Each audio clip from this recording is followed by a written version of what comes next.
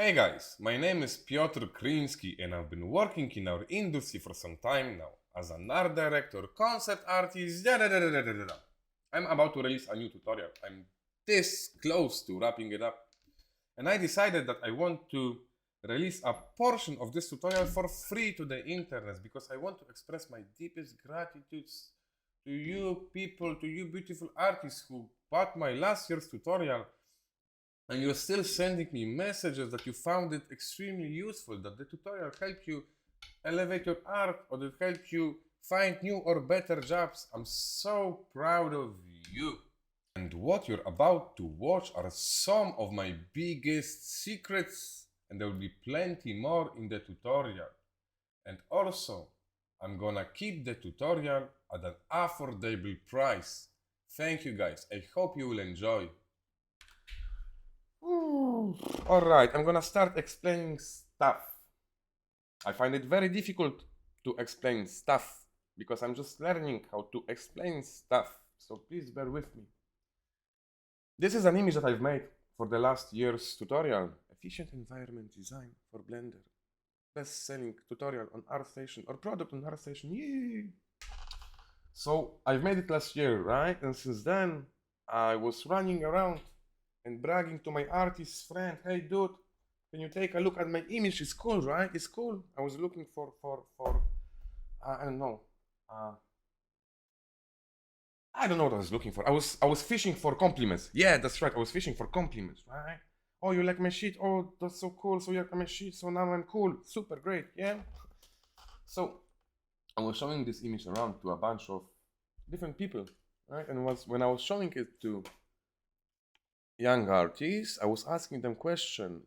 Hey man, what do you think? Why do you think this image works?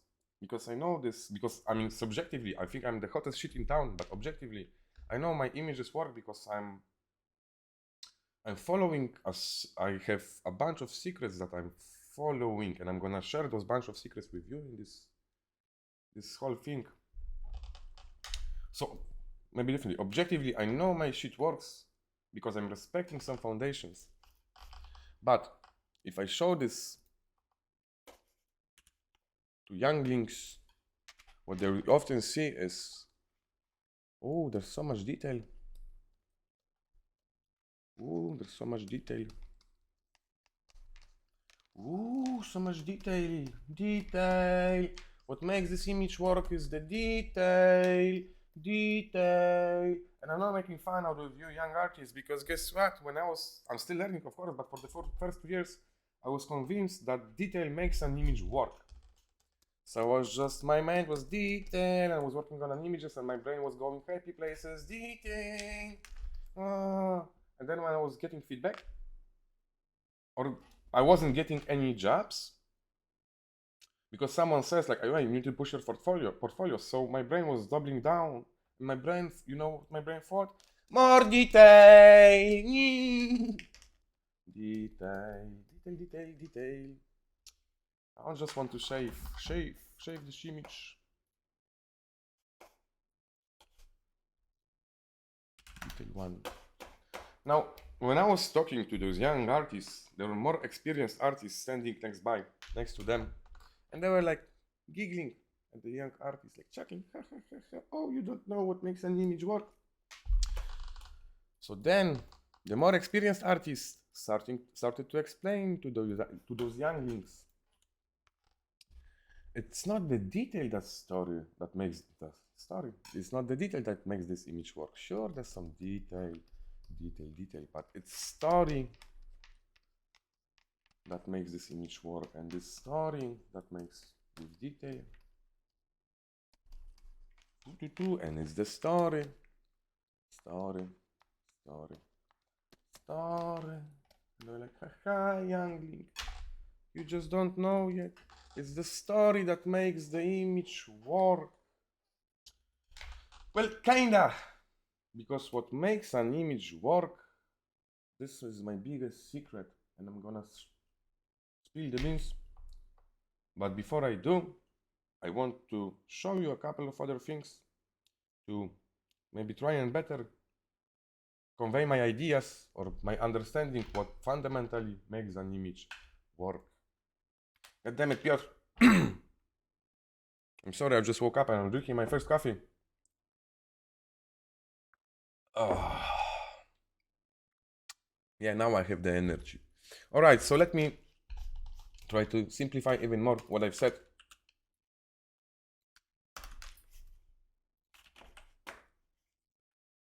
This is our canvas. For now, this is our canvas. Let's make it just this.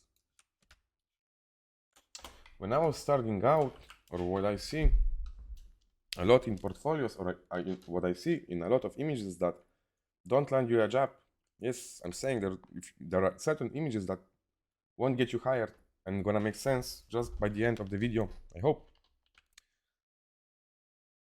Detail. In the mind of artists who starting out, the image is composed of detail, detail, detail, and detail. And you know what else? Detail.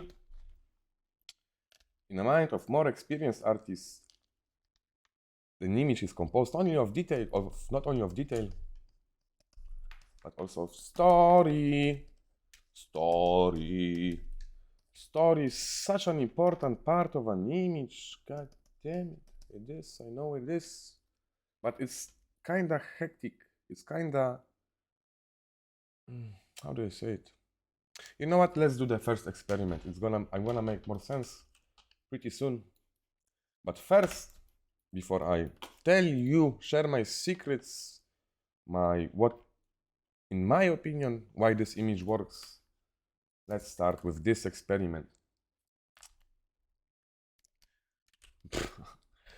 How our brain works. Because in order to understand what you need to, for example, maybe potentially what you need to improve or what you need to work on, or the stuff I think that the most important things you want to learn with like focused learning. And I'm gonna be showing this in my new tutorial. But I'm still sharing secrets for free, right? The most important ones. So I want to do this experiment. I'm asking my brain, hey brain, can you draw a house? Yes, Piotr. But keep it simple. I'm not thinking about my house. I'm just doing lines. As in, I'm not paying attention. I'm not trying to do without, just on instinct, right? So now asking my brain, hey brain, I want a window on my house. My brain will do this. Then I'm asking my brain, I want to draw some fences. So my brain is without thinking, my hand is executing. I want a fence around the house. All right, I have a fence. Oh. Nice. And now I'm asking my hey brain, I want a bunch of trees. I want to see a bunch of trees. Sure, Piotr. And now I'm asking my brain, hey, I want to see mountains in the distance. This is what our brain does on default. I'm certain this is what our brain does on default because, well, I'm just gonna make another video because I was sitting in a room with 24 artists and I've done this experiment. Well, maybe not with this. So let's close the frame. Now, what happened here? What our brain does on default? Well, our brain will be so busy with a bunch of different things happening here that when we are asking our brain and our hand to draw stuff, our brain really loves equal intervals. So there's a reason why I've placed this window in the middle, because our brain just loves this shit. There's a distance in here and distance and distance. This distance is right in the middle. If I drew the fence, it's kind of at equal distances, right? If I drew a bunch of trees, not only they are at the equal distance, but they're also the same. They're the same height. And then if I drew a bunch of mountains, guess what happens?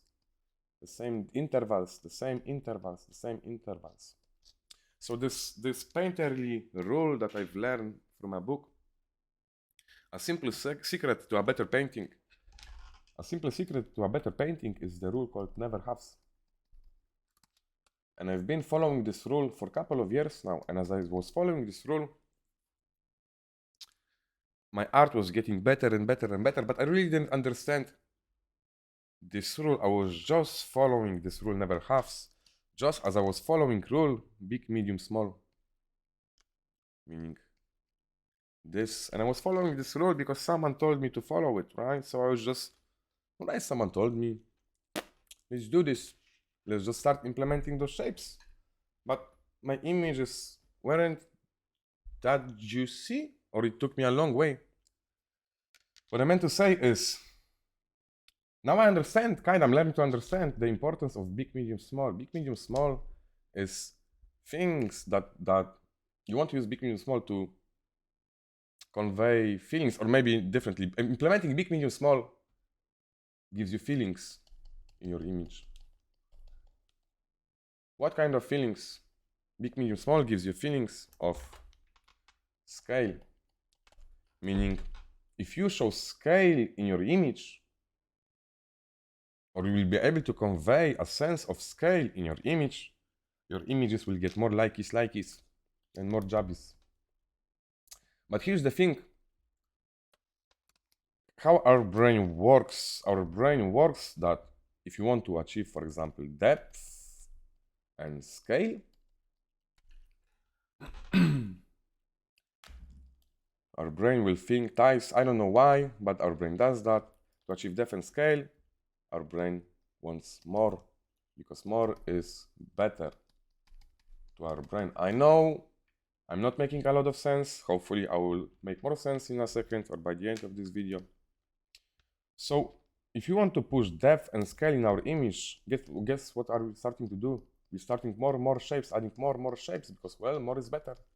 Our brain tell us more is better. And look how I'm not thinking, and I'm already placing shapes at the same intervals, right? Why? Because this is what brain does. And if you want to grow as an artist, well, first you need to grow as a person, but that's a different video. If you want to grow as an artist, you want to start paying attention to what your brain is doing, because your images are composed of lines, and lines are making shapes, right? And if you start adding too many shapes into your image, you'll be diluting the emotions or the feelings of depth and scale. Wow, that's a counterintuitive. God damn it. You're contradicting yourself, Piotr, I think, right? Well, I'm just gonna show you in a second. I want to show you in a second. I'm gonna pause here for a second. Time for another sip. And I will have even more energy now. Woo! So I briefly mentioned that, or maybe differently. In the mind of an artist who's just starting out, our understanding of what makes an image work is the detail, right? Detail. This is why you can't find a job. I'm gonna make more sense in a second, or later on.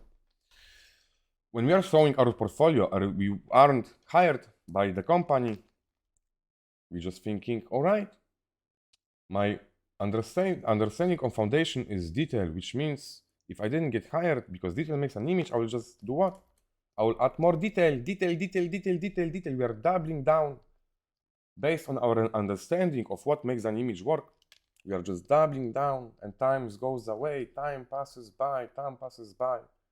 So 2 years will pass, because until 2 years maybe pass, or maybe differently. What I want to say, it's normal if our brain double downs on our ideas. That's fine, that's the process in every brain, and I might talk about this process in another video, because in this one I just want to share secrets that will be useful to you. Bam. And I know I talked about this, and then with experience we are starting to understand that not only detail makes the story work, not only detail makes the image work. I mix words sometimes, I do that.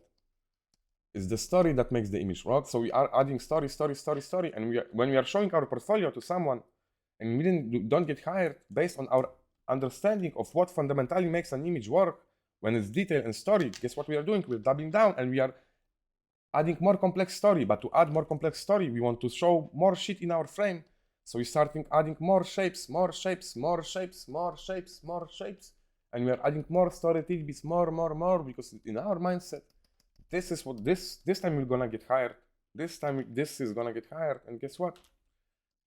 It doesn't happen, right? In order to get a better job or get thousands of likes, you need to, or I needed to, god damn it, I don't want to command you what you should do. So what helped me grow tremendously fast was I started working on my power of abstraction. Yeah, abstraction. This is such a, I don't know, ambiguous word. It means so many different things, especially nowadays. So what is the power of abstraction? The power of abstraction is when you sit down 15 artists in front of the same tree and you've asked those artists to draw the tree, and each of those 15 artists will draw the same tree in a different way. They will draw this tree in their own way, even though if it's the same tree. So abstraction is how we perceive shit we're looking at or stuff we are looking at, and then our brain processes it, and then our hands draw stuff down. This is the power of abstraction. Let me show you. So if there is a tree, I'm not gonna show you a tree, I'm just gonna start drawing a different trees. Let's imagine I'm looking at a tree, and if I'm a beginner artist, this is what I will draw. And let's say this tree is surrounded by bushes. They look kind of like dicks. Oops. And what I will do, and this applies to you character artists who are learning drawing characters, I will start drawing this tree or painting this tree, and I'll just focus, zoomed in 500 fucking times. Ooh, yeah. Yeah, I don't care about the shape of the tree because I want to focus on rendering the tree. If you are a 2D artist, maybe I'll do advices later on. And not only that, I'm starting drawing separate leaves of the tree. Yeah. Right, so that's my tree. Now, if there is a more experienced artist sitting to the beginner artist, he will see the same tree, but he will be aware that, you know, lines and shapes are important, and that artist understands that it's not about the texture, it's not about being zoomed in, it's about maybe finding flow in this tree or movement.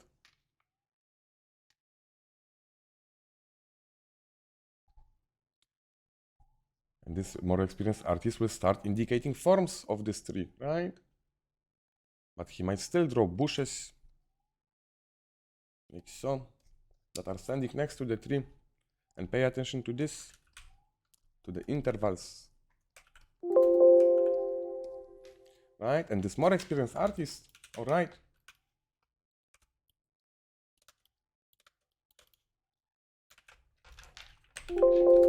I'm sorry for this. God damn it. Let me turn off the speaker. So the more experienced artist will understand that, all right, lines, in order for make the image, the tree more interesting, I'm looking at the tree, and this tree might be just slightly bent, right? Like so. But we want to extrapolate the movement because more experienced artists know that those lines are boring and those lines have flow. Those lines are more interesting, right? But this more experienced artist still might draw leaves, one by one. Now, more experienced artist,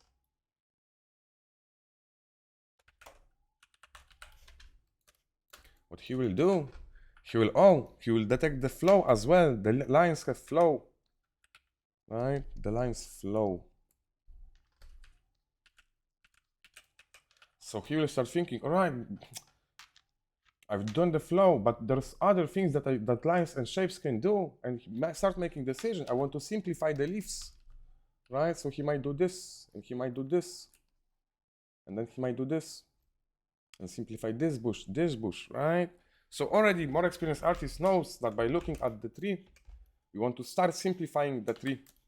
We are making conscious choices because more experienced artists will start to understand that, understand what those lines are doing, understand what those lines are doing. More experienced artists understand what those lines are doing.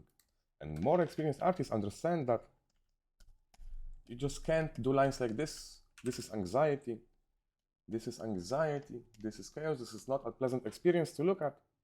And it's something that happens in a beginner's artist works. If you add a lot of details into your image, you're not making conscious decisions about your lines and shapes, or what those lines and shapes are doing.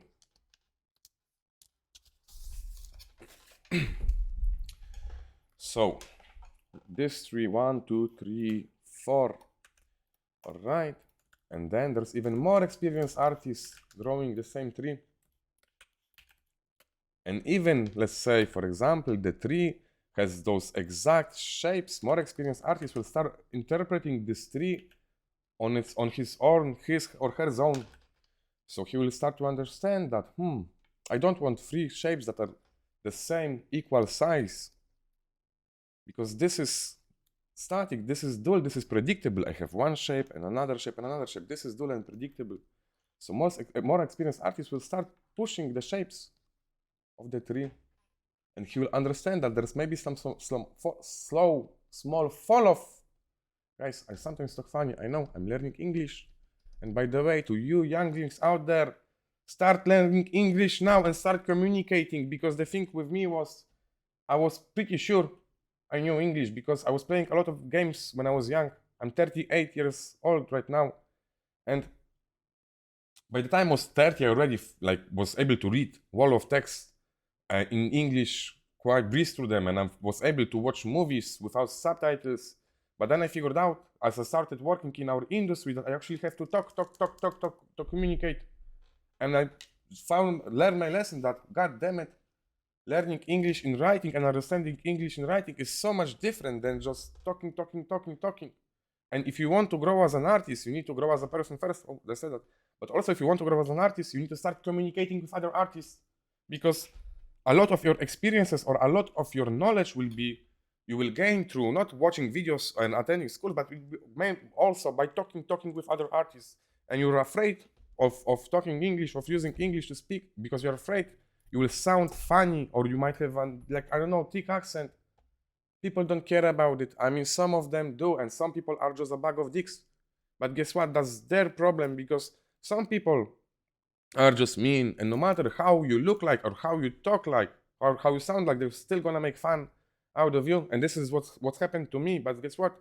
I've changed my circle of shitty friends, and I found my new circle, my new tribe, with artist friends, and they didn't care about the way I talk, because they were so understanding that they understood.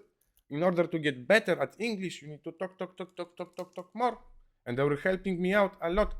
And I bet you have artists like that as well. But I'm sidetracking. I might want to do another video about the importance of talking and using language. And I'm making this video also because I want to improve the way I talk. So what I was saying, more experienced artists will start seeing that start varying the shapes, even if the tree he's looking at maybe has those type of branches. And then there's a master painter drawing the same tree, and he's not only thinking about the same tree, like he has all of the shape right, and he's like highlighting the forms, and maybe he's doing some roots, doing some foreshortenings, right? But what more experienced artists will start to do is, if he see those bushes to the side, he will start thinking, oh, there's this painterly rule that says grouping of shapes. So he will do the bushes like so. And those bushes will have a bit of a fall off to the side. Now, whenever I'm placing those lines, I'm making conscious choices, and I want to add depth. Right, and suddenly my image looks so much better. And what I want to do next, maybe I want to draw a house next to it, but this time around I'm not doing straight lines. And it doesn't make sense to place a house in here, but now I know my lines may be a bit more dynamic and they're a bit more bent. That's a shitty house. And my brain knows maybe I don't want to place a window in here. Maybe I want to place my windows in here and there is a door. And I'm trying to construct my image not with straight lines. Even the house I'm looking at is built like this, right? Because I know, I understand. Or the painter who's painting the tree understands that this is boring and this is more interesting. Maybe not. He just knows that straight lines are boring, so whenever he will look for a chance to push the lines, make them feel a bit more organic, and I'll be talking about the lines some more. But my point is, this is the power of abstraction, how we look at something, how we perceive something, and how we decide, our brain decides to place it on a canvas, right? And with time, we learn that all of those things that the lines are doing and what the shapes are doing. So this is the power, again, of abstraction. Yeah. So now why I'm talking about this abstraction and why I'm still making no sense? Well, let me explain.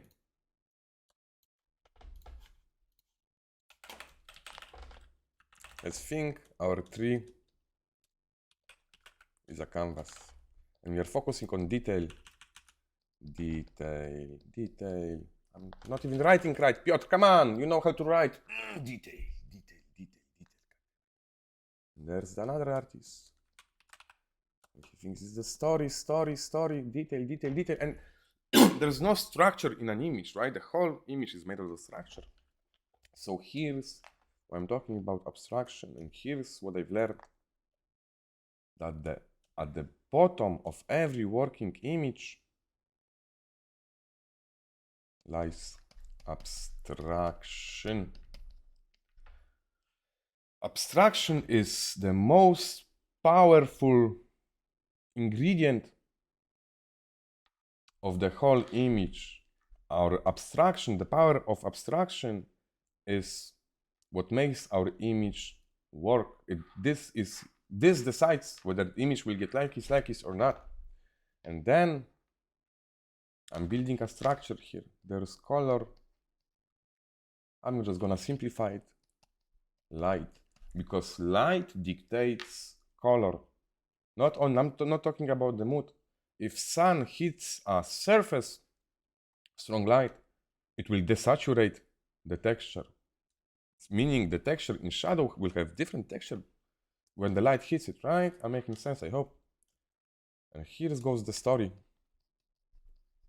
And we want to tell our story through the power of abstraction and power of light. And what usually happens is, again, circling back to the story, if we don't get hired, we started to think, all right, because this is our under, and the detail goes on top, right? So beginner artist doubles down on detail in his next images. Now more experienced artist is here. We start adding more story for the sake of story, but we doesn't yet understand the importance of color and light and the power of abstraction, right? And then more experienced artists will start account light, because we started to understand that in order for our elements to be visible, our story of elements, we need to use light to create graphic reads, right? And what we are starting to figure out, oh, light helps reads push our story, right? I'm gonna be showing some examples soon. You're gonna start to understand that there's something more, because when we're using light to create reads, we are actually using light to push visibility of the shapes.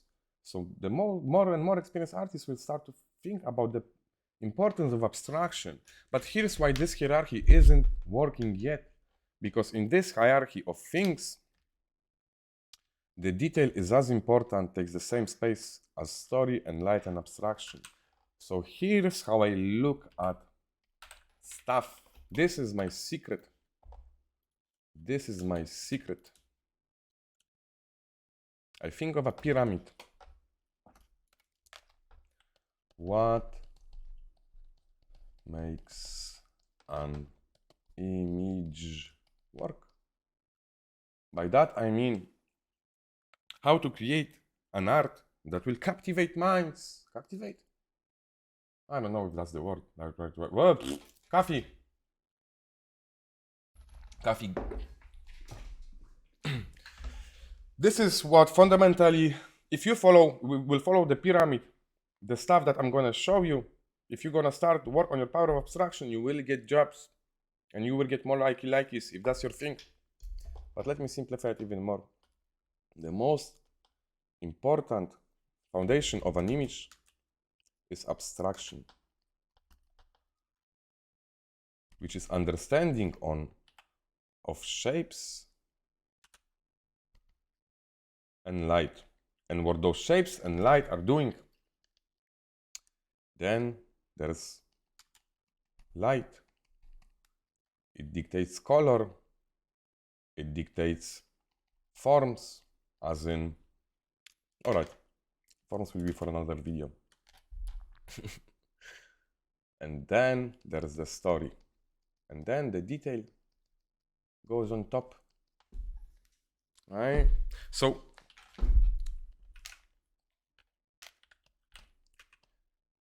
this understanding of a pyramid doesn't get you hired. If you understand this, you might start landing your first jobs. And you understand this, wow, so many studios will want to hire you. But if you understand that at the bottom of every working image lies the power of abstraction, perception, and how we decide to represent those shapes from real life, everyone wants to fucking hire you. Everyone wants to work with you. Because when they look at your images, they feel feelings through. This one I'm gonna have to keep simple, because in my tutorial we'll be only focusing on a couple of things from abstraction. We'll be focusing on big, medium, small, because those are shapes. I mean, god damn it, light. Lines. And we'll be focusing on what lines do. And for the sake of this tutorial, we'll be only focusing on those lines and on those lines. Those are equal distances. This is our brain on default. Our brain loves to do this, do this, do this. And be forcing our brain, we'll be gonna be paying attention to create, to implement rule. Never make any intervals the same. Never make any intervals the same. Because if you fundamentally understand this, you will get a better job. You will get a better job and you will get more likes if that's your thing. All right? And this takes years to master, actually. Well, it takes years. It takes years, just like with the tree, right? Like each of us, we remember how we drew our first trees, and with time, how we improved. Oh, I've rewatched the video. Let me clarify some thoughts. In the tutorial, we'll be focusing a lot on our lines and what our lines do, and what those lines that are creating shapes and what those shapes are doing in correlation to each other. But I want to clarify something. In order to improve, or how does those three lines apply to your images, your work? Well, we know that images are made of thousands of lines, right? But it all starts here. And for example, if you're doing an environment, if you're drawing a tree, if you're doing a design, you might think that the most important rule of design is form follows function. Well, that's kind of true, because there are other schools there's another way you can approach your designs. What I want to say is, sometime in your designs, you will need to use repetition, because form follows function, right? And if I'm doing, for example, windows on a building, of course, those windows will have the same intervals, right? But I will look for opportunities. If I'm doing a building, this is half, half, half. What I want to do, I'm looking for opportunities to push the shapes, to introduce some breaks between the shapes. So horizontally, I might do a lot of repetition, but vertically, I will make different intervals, right? So horizontal one are equal intervals. And it's gonna make sense in a second, I hope. So what I want to show you is this image we've done at New Age class this year.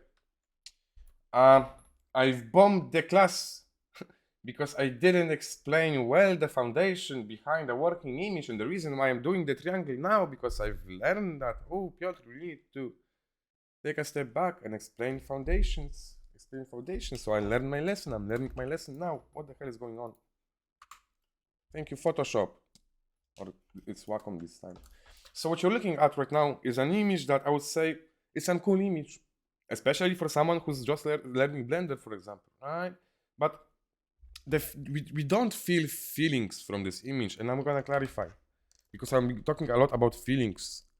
Feelings gets you jobs, likes, people love you, and you get the girls or boys too, and your mom thinks you're cool now. I'm joking, of course. Your mom loves you and supports you, and my mom loves me and supports me too. I love you, mom. But I'll be using word feelings. So this one doesn't give you a lot of feelings. Why it doesn't give you a lot of feelings? Because there's a lot of pieces. And all of them are mixed up together, and there's our dude, but this dude, value-wise, is just blending, right? So in here, because there are so many different shapes doing different things, we are diluting emotions, we are diluting feelings. So let's talk quickly about big, medium, small, and what our brain does, or our brain thinks. Our brain thinks more is better. Now I'm gonna just explain. That's weird. So our brain thinks more is better, and we want to achieve depth and scale. Our brain tends to think, all right, we need to keep adding more. But the thing is, as we are adding more, we are diluting the feelings and emotions. So here's what happened here. Here's why the emotions are diluted. I'm gonna explain big, medium, small at the basic level. Let's build our image with, or the way I look at big, medium, small, because I was following the rule of big, medium, small. So all right, here's my small shape, here's my medium shape, here's my big shape. But my image is still, people still were feeling feelings while looking at my images. And it took me years to figure out the importance of big, medium, small is.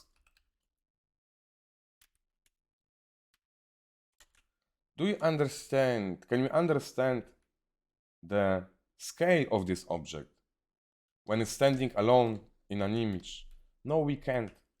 In order to understand the scale of this object, we need to introduce another shape. Oh, so this shape is this big and this shape is this small. Wow, this shape is towering and it's huge.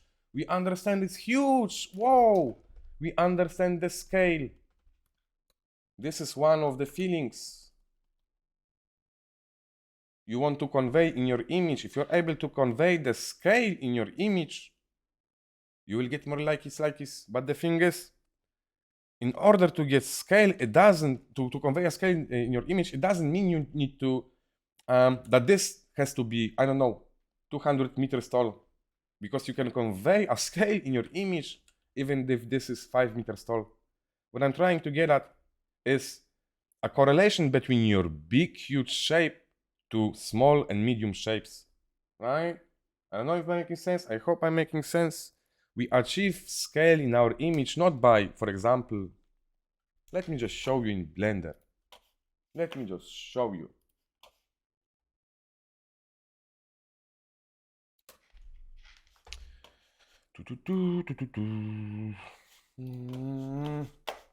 I don't want to open this Windows because there are secrets in this stuff.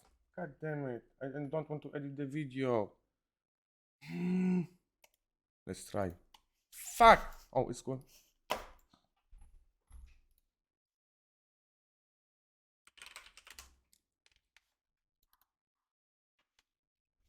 Yeah, I got this.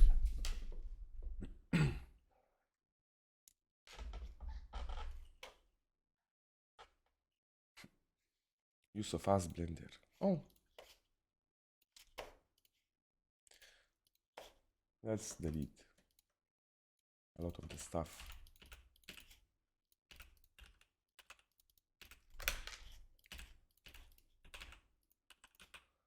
So let's imagine this is a 4-story building. 4-story building, which means it has 3 or 4 floors. I don't know how you count. In other countries, we do it with 0 floor, 1, 2, 3, right? So this I know because I've done shitload of archivist shots. I know that 4-story buildings tend to be like up to 30 meters tall. So this is my 4-story building, and imagine this is my 2-meter tall dude. That's a tall dude, right? Let's just post it in here. Now, I can already tell what our brain thinks. Our brain thinks that, let's remove the dude. This is our 2-meter dude, and this is our 30-meter building. This is my framing. This blockout layout in tutorial, I will be talking about importance of layouts, and we'll be building layouts and blockouts.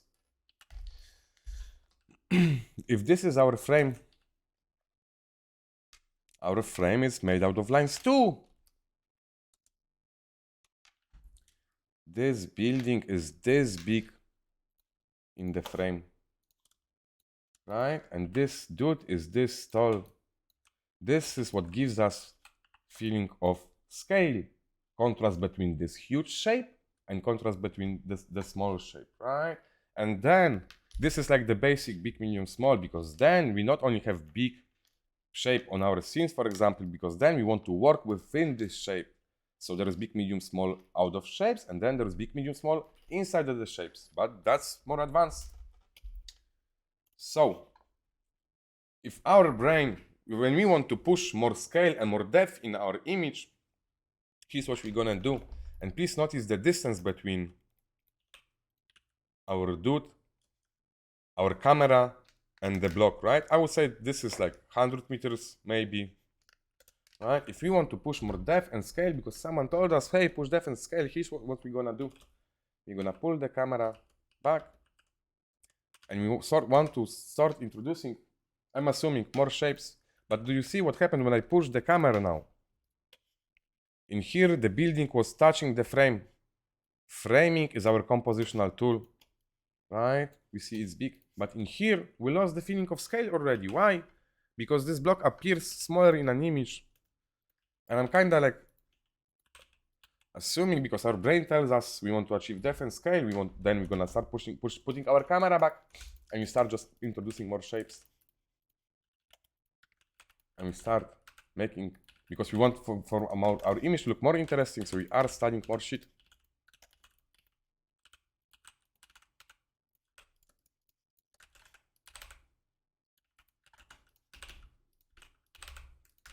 What I'm getting at, because I'm assuming that's what our brain does, I mean, I think that's what our brain does, is we have this tendency to create, when we are starting out, we want to build more and more complex scenes, right? Because we assume they're gonna be more interesting. But my point with this will be, keep your scenes simple. Keep your scenes framing maybe like so. Just introduce a couple of shapes in your image, and then you will want to work within your shape, right? But we think that busy is better, more is better. We are starting adding more detail. And you know what happens if we start and we push our camera back?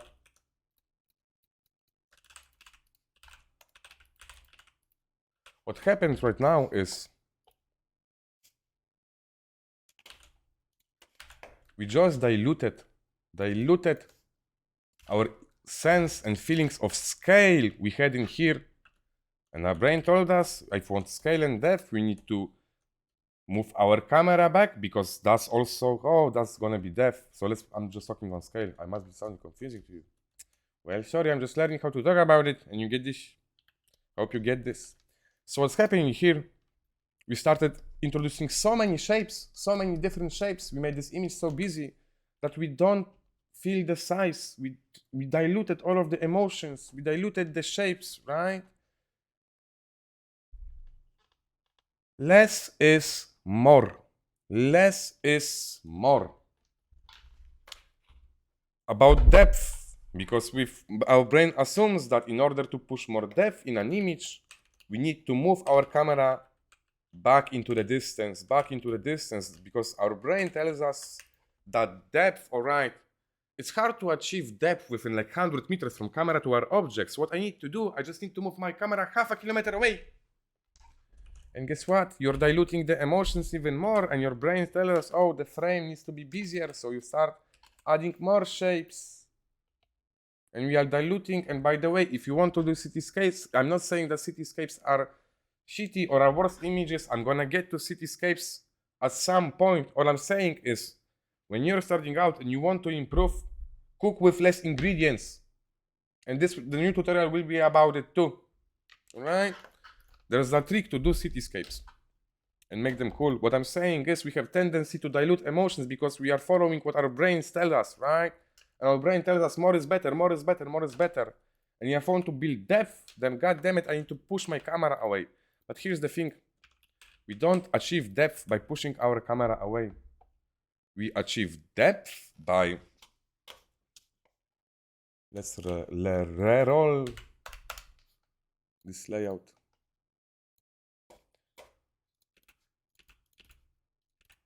We achieve depth. This is our dude. Let's assume this is a car. We achieve depth by creating indicators of depth, not by pulling our camera away. Meaning, if I introduce a shape into this is my painting, by the way. I consider my Blender viewport, my canvas. I'm painting with shapes. I consider myself to be painter, not a 2D or 3D artist. If you have a problem with that, that's your problem. What gives me a sense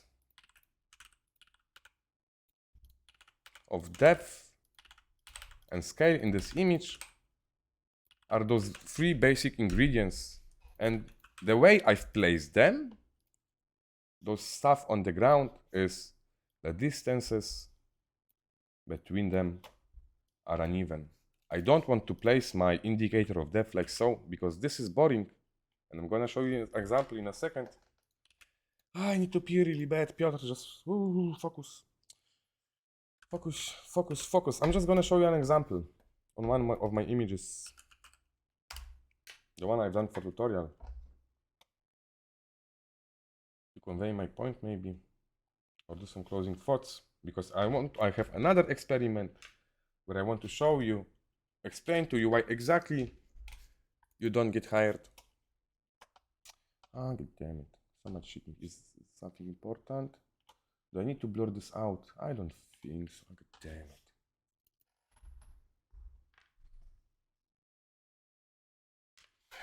The reason, my friends, the reason why this image works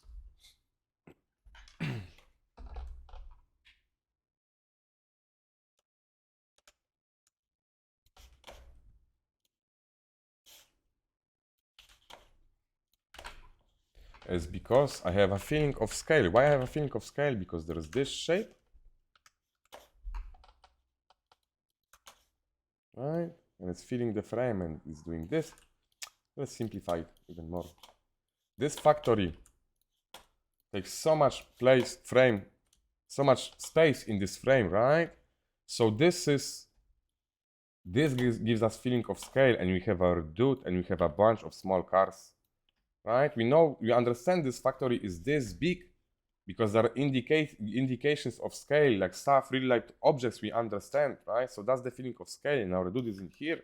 Now the feeling of depth it's not, we don't have feeling of depth in this image because the camera is so far away. We have feeling of depth because I've introduced groupings of shapes, this painterly rule.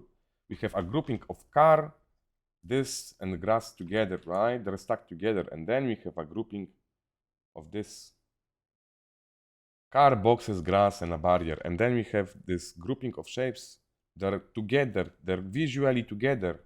And there's also value grouping, but value grouping, I will have done it in other images. You can see it in my portfolio. So we see a car, and guess what we see? Smaller cars in the distance, right? This gives us the feeling of depth in an image, right? And combined with low horizon line, for example, because I just wanted to show the factory and how big those shapes are, or maybe how big this shape alone is and is doing this, right? The cars are standing next to this thing, so we understand depth by the cars receding in the distance, and now we understand scale of these things because there are cars standing underneath the factory, and the cars are this small, and this factory is this big. So depth by introducing my, I placed my cars consciously, right? To re-emphasize. We get feelings from looking at this image, not because all of the details, and we get feelings from this image, not because of the story. The story, sure, cool, the details are curva.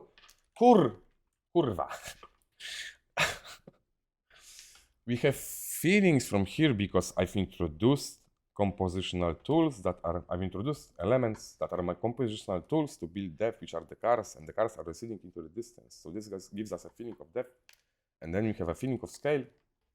Because this factory is this big, because I know if I were to pour this camera back,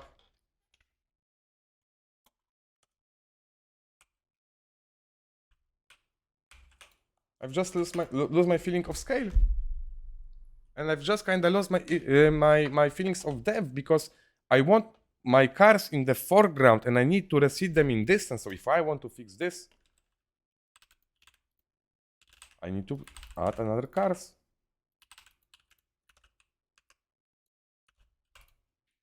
So I'm rebuilding the feeling of depth here, right? But the thing is, I don't want for my shot to be framed like this. If this is our frame, this factory, like there's so much real estate in here, right? So I'm diluting the feeling of scale and depth because I also want to use my framing.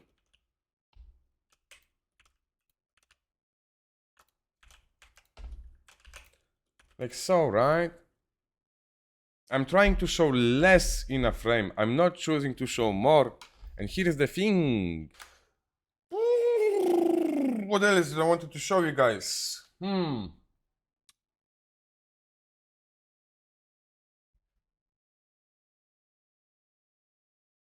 I know what I wanted to show you.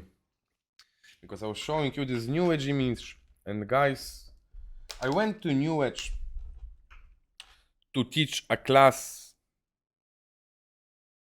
And after 2 weeks, I've learned that I was the one who got taught a lesson. I was the one who learned a lesson. But I'm gonna talk about it maybe in a different video, if you want me to. For free! Or maybe not. So, let's get back to this image. Oof, Piotr. I'm always thinking about a bunch of different things at once, and at the same time, my mouth wants to talk about a bunch of different other things too. Again, I'm making this video because I'm working on improving that. So let me know if I'm making sense. So this image gives you some feelings, and I know this image makes you feel more feelings. Why I know that? Because I've used light, color and light to support the shapes, and I've took away a lot of the shapes. And it was with help of an amazing artist, Bart Tchorzewski.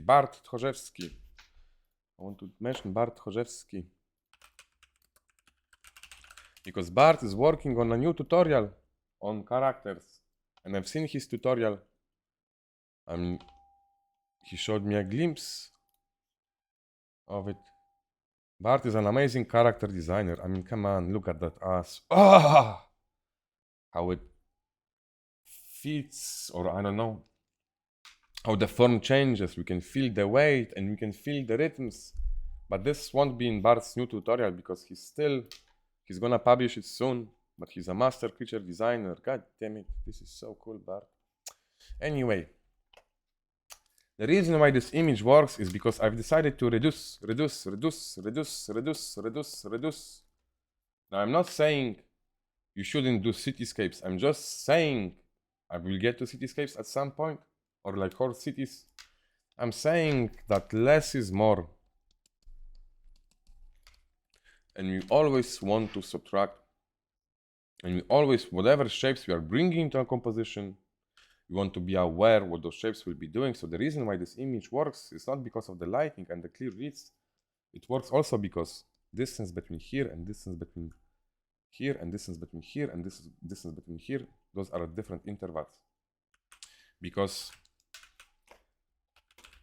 of the whole free lines, or the power of lines, this is dual and predictable. And by the way, start drawing lines. Like do this 1, 2, 3, 4, 5 without thinking. 1, 2, 3, 4, 5. And then next what you want to draw, now start thinking about, oh, all right, I want to draw, let's start with 3. 1, 2, 3. I want to draw 3 lines at different intervals. All right, this is easy. But our brain I need to tell my brain, because my brain is telling to me, Piotr, fuck off. I don't want to draw in the different intervals, because this you make me think, and I hate thinking because I'm busy with other shit in here. So this drawing 3 lines like this will take you more time than drawing those 3 lines. Let's draw 4 lines. 1, 2, 3 at different intervals. Oh, this took so much longer because I need to think. Oh, let's draw 5 lines at the same interval. Oh, brain, this is easy, right? Let's draw 5 lines at different intervals. I've messed up. You see how tricky it is to do it on instinct? You always need to pay attention. You need to figure this stuff out. And the reason why this is so important is because if this shape would be in here and this shape would be in here, this image doesn't feel as good, right? And the reason why it doesn't feel as good, remember those trees that I drew at the beginning? You want to push depth with our shapes, and you don't want for our shapes to be the same tallness and size, and you don't want our shapes at the same intervals. This is why this image works better than this. Never make any intervals the same. And they've written a book about it. This book, A Simple Secret to Better Painting. This is important shit. I've read this book 4 or 5 years ago, and I think to fully understand the contents of this book, I needed like 4 or 5 years. I don't know if I'm making sense. I've read this book a couple of times 5 years ago. And as I was reading it, I was like, oh, this is so smart. Oh, this is so smart. Oh, this book is so cool. Oh, I understand this shit now. But the thing is, some time needed to pass, even though I was pushing every day. I believed like this incubation period in our minds. And in case of me, it was like 4 or 5 years before I fully understand fundamentals of this book. And this is important. Why I'm saying this is, I'm gonna maybe make more sense in a second, because I need to focus on something else first. But get this book. It will change your lives. It will improve your skills.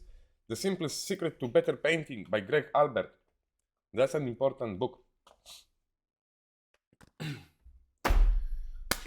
What else did I wanted to show?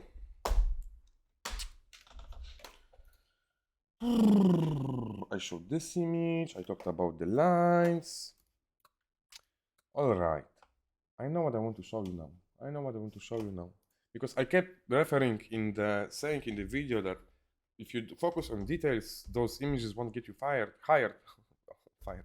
If you focus on only story and details, those images won't get you hired as well. So let me prove my point, or my claim. Where's my pyramid? In the new tutorial, again, we'll be working on our power of abstraction. I'm gonna talk about it in a second.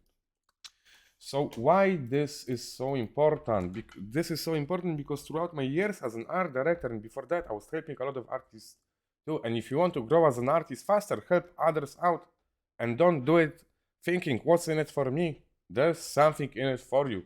And I'm gonna maybe talk about it in a different video, but you want to help other artists, because not only without like asking for something in return, because if you do, you will grow as a person. And also what will happen, you will skyrocket as an artist, because you're gonna be refining your knowledge, but that's a secret for another video. So I'm stressing the importance of abstraction because when I was like helping other artists out, or even like when I was working at One Pixel Brush, I was giving feedbacks where I've seen this obsession with story,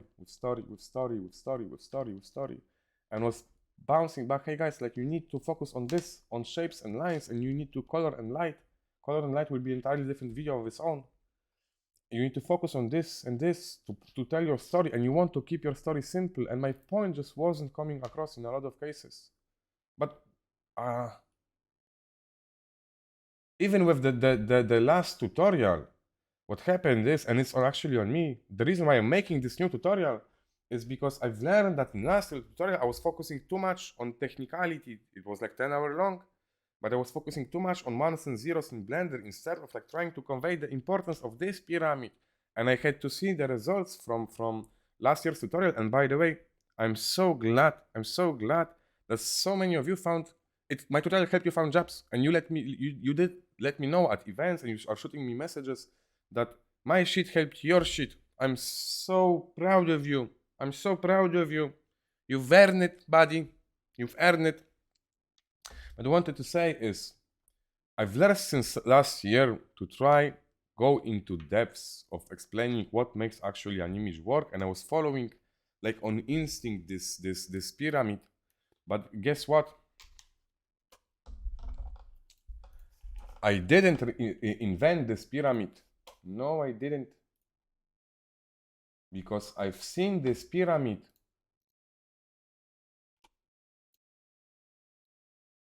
4 years ago, and this pyramid is one of the free secret ingredients. How to make your image juicy. And I didn't make this pyramid. I've made it my own, but I learned. Oh God, I've unrolled the secrets. Oh no. So now you know our second lesson will be about lighting and how to set up this lighting perfectly in Blender to get to those images. Stefan Uta Richard released his video Gamros like years ago, and I've seen this pyramid like 4 or 5 years ago, and I was looking at it in his like Gamros, video Gamros, because they were extremely affordable and cheap. And I remember when I was watching the videos, his videos, I was thinking they're free on the internet. I was like, fuck yeah, this is so cool. Like abstraction, because he was talking about the trees too. I think it was Wood actually who was talking about the trees. But it took me 4 or 5 years of working every day to be able to figure out that, because I forgot about this pyramid. I just forgot about this pyramid. This was like a seed of inspiration that was planted inside of me, and I started realizing the importance of this pyramid. Like if I want to convey stuff, explain stuff, I really need to figure out the foundation behind working image. And it reminded me of this pyramid, right? So I've learned about this pyramid from Stefan Wuta, Richard Gamrot. But the thing is, with time, it took me 4 or 5 years to understand. It took me 4 or 5 years to understand the contents of this book, even though I was working every day, pushing every day. And then it took me 4 or 5 years to fully understand the teachings of this pyramid. But in order to understand the teachings of this pyramid, what needed to happen is I needed to make it my own.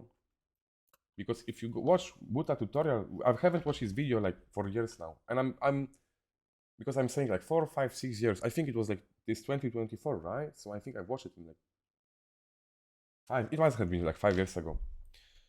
So in order for me to fully understand and make it my own, I needed to start to simplifying a lot of the stuff. Like abstraction to me is just what the shapes line are doing, and I've seen the values, and to me values are a part of color, just color. I'm sorry, light.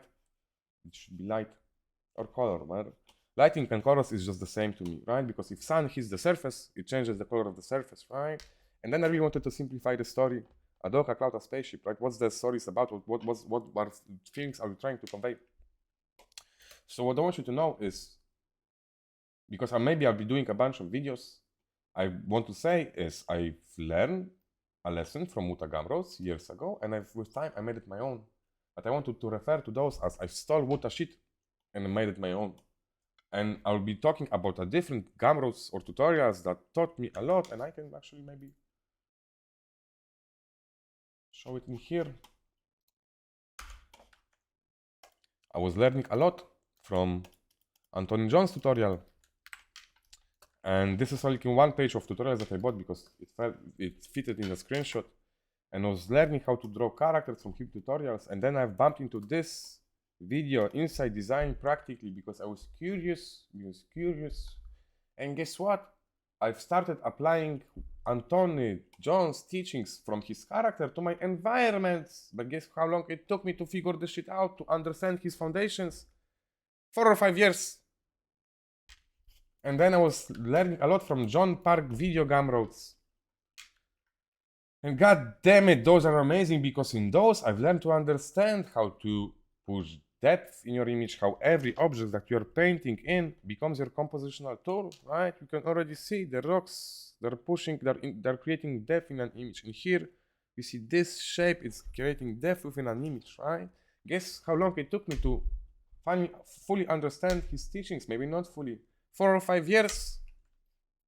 And the same with Buddha, the pyramid, 4 or 5 years. And guess what happened? I stole Anthony John's shit and I made it my own. I stole John Park's shit and I made it my own. And I stole Buddha's shit and I made it my own. And Shadi Safari, I think he's gonna make a video of, he's gonna get his own video because I've learned so much from Shadi Safari. I mean, god damn it, dude. I'm gonna steal so much of your shit and make it my own with time. Woo! Just you wait. Woo! Oh, but I want to clarify something. So, because I've said that I've worked every day for 5 years. Of course I've lied. I'm not working every day. Don't work every day because it will fuck your mental health up. Please don't. I'll be talking about maybe another video. Like there's so much shit I want to talk about, right? And my brain's again thinking about different things. And this making those videos will help me to, I don't know, try to focus on one thing and one thing only.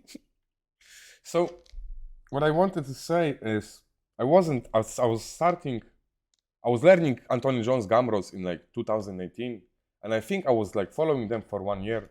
And then at the same time, I was doing John Park videos and I was following them for 1 year. And the same with Wuta. I think it was like a period of 2022 actually. So this was actually also 2020. Or maybe 2019 and this was 2018.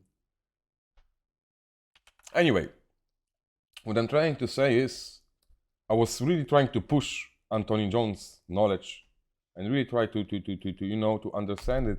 And no matter how I have pushed, and you need to push, of course, your brain still needs, there's this incubation period, I believe, still needs X amount of years to fully understand the lessons. And the reason why I'm saying this video was so important to me, because what was happening in here, like Anthony John's, he wasn't making up his design he wasn't trying to reinvent the wheel. Anthony John's was trying to pass the foundation of what he learned, what he understood, and he tried to pass the foundations, his teachings, right, to others. And the same with John Park. John Park, he fundamentally understands, he's a master painter, right? He understands that the foundations, and he was just trying to convey the foundations, right? And the same with Wuta. Wuta didn't reinvent the wheel here, but what he's done, he brilliantly portrayed what makes an image work, right?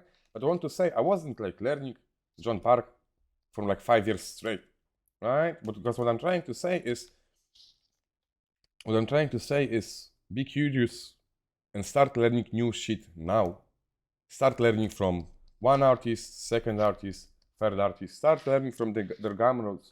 Because even if you will decide to push for a period of year, your brain will still need X amount of time to fully understand those foundations. And it will fully understand those foundations. This will be another ingredient. If you'll be trying different things, you need to try different things. This is your brain map that's scratched. And after X amount of years, your brain will start connecting the dots. And this is how your own style is born. But this is for another video. Start learning new shit now. Start watching new shit here and there. Even if you don't, for example, like Anthony John's style because you want to, for example, draw different types of characters. Believe me, you will learn a ton from his videos. If you are a Blender artist, god damn it, John Park. Those are precious. And if you want to learn a lot, you want to work with Shadi Safari too. God damn it, you will learn so much by working with Shadi. Whoa! Alright, what else do I wanted to talk about? I know what I wanted to talk about. Why the foundations are so important, Piotr? Why you keep talking about it over and over again? Why never halves? Why different intervals are so important? Well, let me show you why. Alright.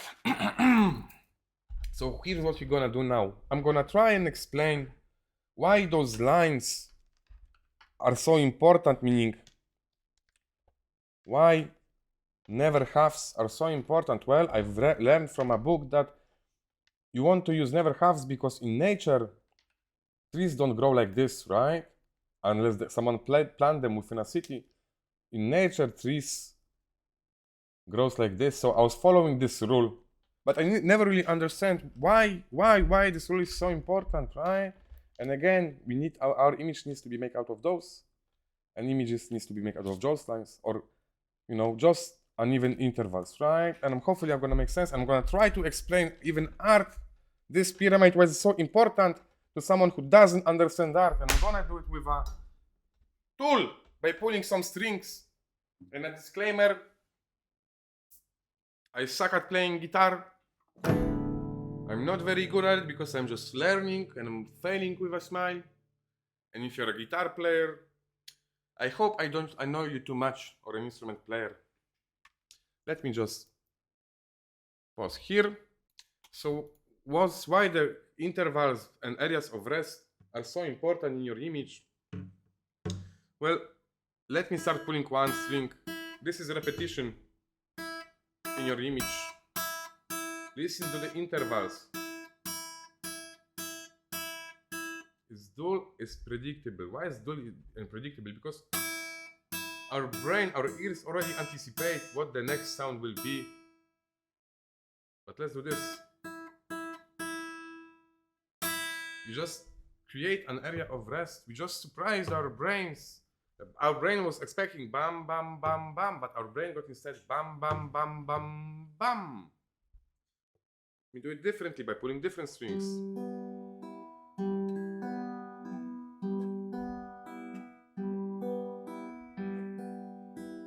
Cool repetition, but we are still in 1, 2, 3, 1, 2, 3, 1, 2, 3, 1, 2, 3. So this is a boring song, this is a boring image, right? And on the other side, if your image is composed of unnecessary lines or shapes, in this case, unnecessary notes, this is how your image looks like or sound like.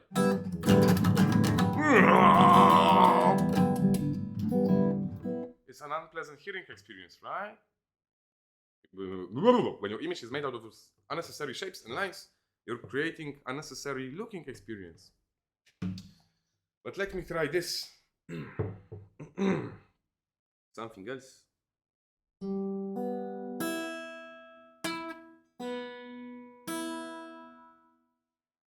Different intervals, and already there's some tune, right? This is so much interesting than.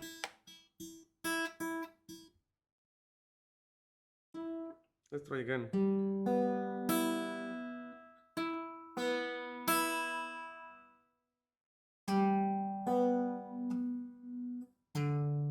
Right? And I want to show you something that I've been learning. And I suck at it. Because now I want to add a story. I want to add a story, and some of you will recognize the story from this song. I'm not gonna be singing, but some of you will recognize the tune, and some of you will not. Because I want to prove a point here.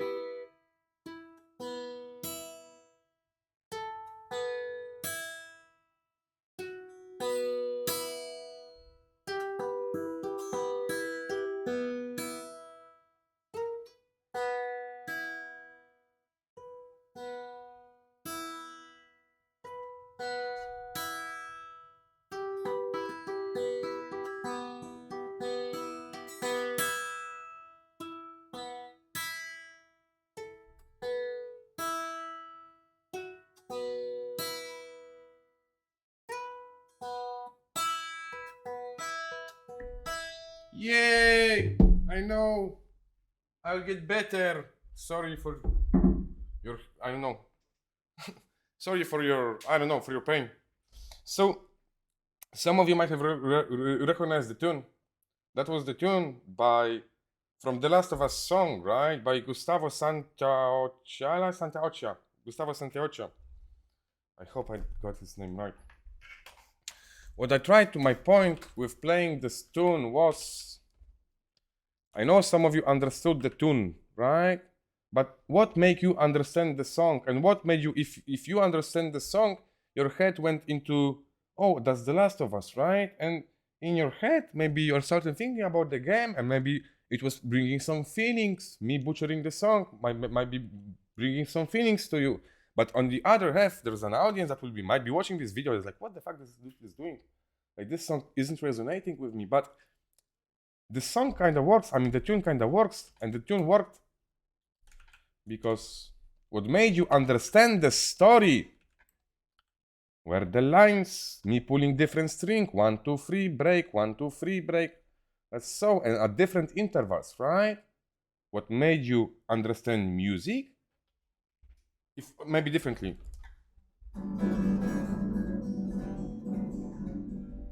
You don't understand the story from this music. So, we're using lines and notes in our images, right? Through a power of abstraction. We start understanding the story, but here's the thing with the story. Story is subjective. Which means some of us like the Lord of the Rings, while the other half likes Star Wars, right? Story is subjective. Some of you, while looking at the images, will feel connected to an image, and some of you won't, right? So what I want to say is story is an extremely part of an image, but it's not the most important part. If you want to tell any story, the reason why you recognize the tone is because I was using different intervals and I was using the power of abstraction to some sense. I hope I'm making sense.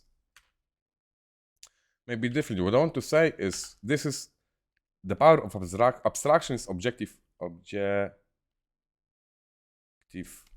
This is objective, and the light is objective too. Meaning, if you want to create a working image, you want to focus on the power of abstraction of what the lines are doing and the intervals between the lines and how lines are forming shapes. And I'm going to show you an example in a second. And you should care less about the story, because the thing with the story is might not resonate with a lot of people. But if you focus on the fundamentals of abstraction, shapes and lines and light, this gets you likes and this gets you jobs. And furthermore, to, I don't know, prove my point or tell you how I'm applying it to images, let's take this one. This one was done for New Age, but I'm not going to be sharing workflow for these images. But the way I've constructed this image, I thought about it as a music sheet. Shit. Oh, this is actually the frame. Let me simplify it.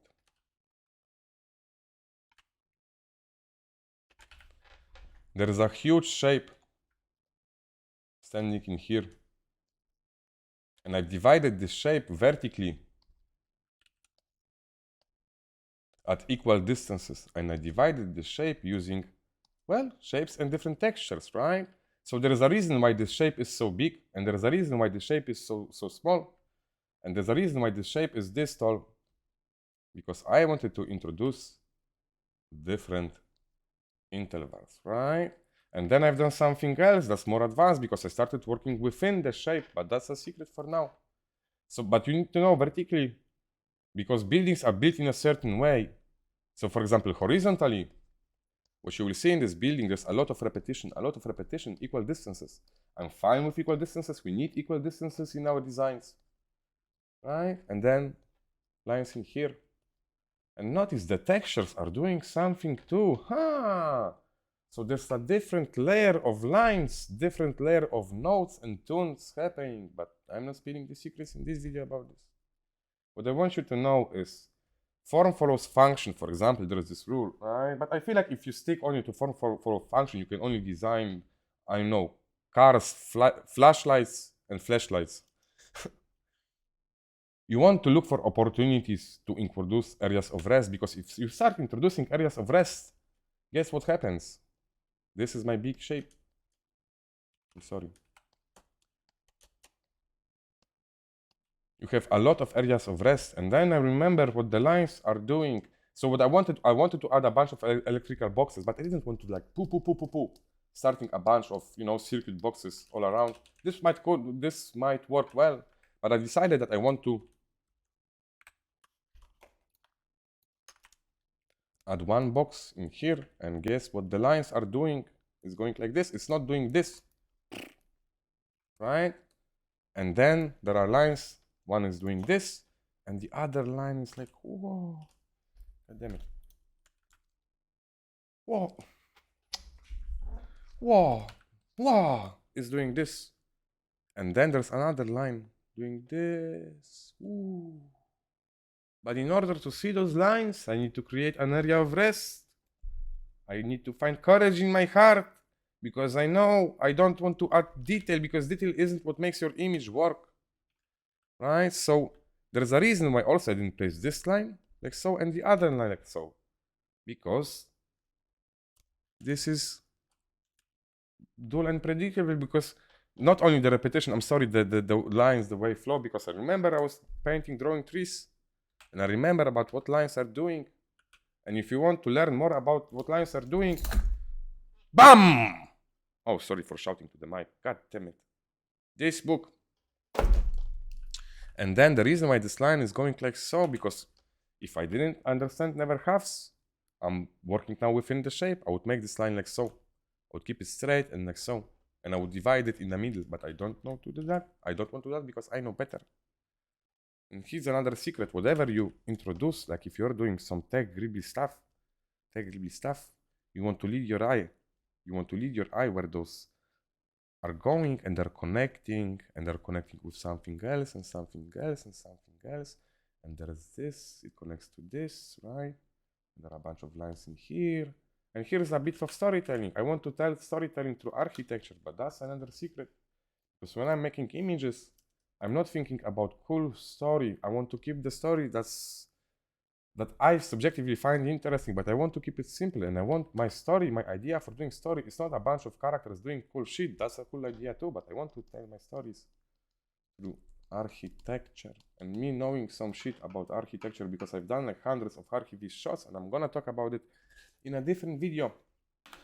All right, Piotr, you're all over the place, and now you started pulling strings, and you're the worst guitar player in the world. Well, let me try and explain some more, because I really want to convey how Wacom tablets stop fucking working. Sorry, I really want to convey how the power of abstractions and shapes and lines, how important it is in your image. Because here's the thing.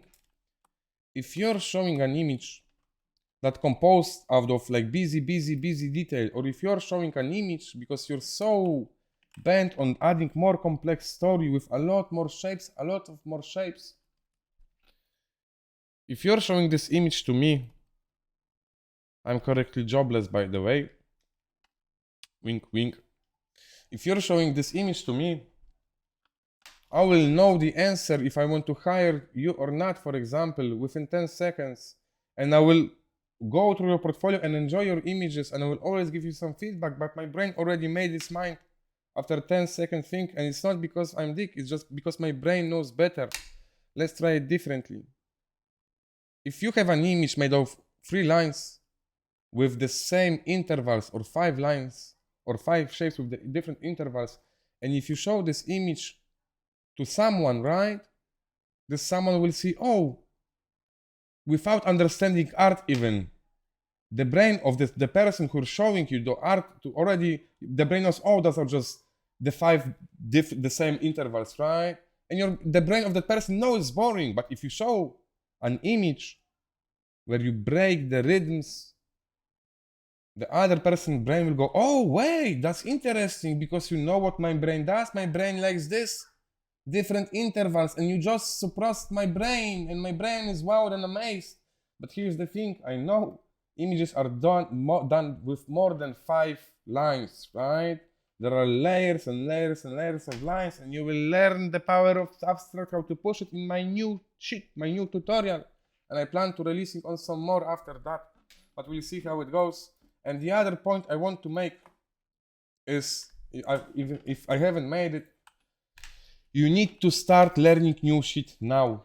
You want to expand what you think is not best for you. I know it does sounds awful, but you need to keep trying new things and try to find different gammas of different artists. If you're a character artist, if you draw characters, that's cool, keep at it. You can always do characters, but maybe try, you know, painting, learning from artists who doesn't do your style. Maybe Antonio Jones is different style than you, but I guarantee you, if you watch his videos, because I watch his videos, you will learn so much, and then you will be able to apply to your shit, right?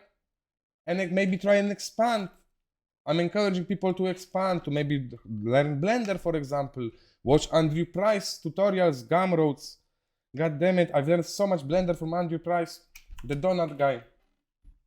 And if you want to do only characters, that's fine. I'm not trying to push you towards like different directions. All I'm saying is, if you're learning one stuff, your brain will still need an X amount of time to fully understand the lessons. And I'm just talking about, all right, I'm telling you how it was with me. And my brain is like 4 years, for example, to figure some shit out. So in the meantime, I was doing a bunch of other stuff. And at some point, the other stuff, I was able to connect knowledge from Antonio Jones, from drawing characters to my environments, and I was able to connect John Park knowledge, and I was able to connect Stefan Wutau knowledge, and I was able to connect a lot of what Shadi Safari taught me. He made this tutorial, but throughout my 4 years at OPB, I've learned so much from him, right? And this is where I'm at right now. This is what makes me, and this is what will help me grow further and further and push me further. And I'm gonna be spreading my wings even more, because again, I'm a student too. I'm just encouraging you to start learning new tools, start learning from different sources. Like, if spend even one evening on like one Gumroad, and then you can be like, oh, fuck off, that's not my style, or that's not meant for me. But guess what's gonna happen after like some period of time, and maybe, yeah, I'm like taught for years, but pretty sure you'll be able to start connecting those just after a couple of months after learning the tutorial. Because let me clarify this. I figured stuff, I was watching stuff at 2019, for example, and I figured stuff at 2023. So after 4 years, right, I was able to understand the foundations or the knowledge, like the foundations of knowledge that they try to pass. But throughout this time, I was learning more and more. I was growing into it, right? So even after a couple of months, I already kind of knew how I can apply this knowledge to my arts, right? So I'm not saying you will be able to apply stuff only after 4 years. I'm just saying it's important that you try and learn new stuff, and your brain will still need some time to connect the dots. Oh, Piotr, slow down. What I'm saying is, try different things, learn different tools. I don't consider myself, when I'm doing Blender, I'm treating this window as my canvas, and Blender is just my tool. That's just a tool. 80% of stuff comes from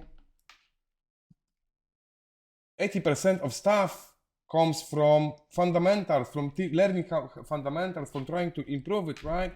And then I'm just executing this stuff in Blender. I'm just executing it in Blender because I already know what I want to do, right? Blender is just a tool. Your tool can be Photoshop, your tool can be, I don't know, Maya or any other 3D software, right? But then again, keep doing, if you're here and you have your own path and you only want to do one thing and one thing only, you will just continue this path and you will get wherever you want to be, I hope. But it's so much better if you branch out. Pam, pam, pam, pam, pam, pam, pam. And suddenly, after some period of time, you will learn lessons from those different things and tools you tried. And this is where you already rock, but you will get better and you will develop. Maybe you should develop your own style then. But that's not a guide how to develop your own style. Again, Piotr, stop confusing people. I highly encourage you to learn new tools. I highly encourage you to try to learn from different sources of materials. And I highly encourage you to start communicating with English because it's taking me a longer time. So I'm assuming it's gonna take you a lot of time to talk too. And if you sound funny sometimes, that's cool. I sound funny sometimes too. That's the part of a learning process. Alright, thank you guys. Alright guys, so what you've seen right now, or what you watched right now, is a portion of the new tutorial. In the new tutorial, of course, I'm gonna be showing how to apply our first secret ingredient into an image. And then there are two more secret ingredients that I'll be going in depth and try to convey those ideas or those fundamentals as best as I can. I hope you enjoyed the videos, and I wanted to mention one thing. God damn it, again all over the place. Please remember that whatever I'm talking in this video, those are my personal experiences, or I'm giving you advice based on my personal experiences. What I'm trying to say is, in this video I think I'm right, but I might be as well wrong. And you know what? That's fine, right? Thank you guys. Bye.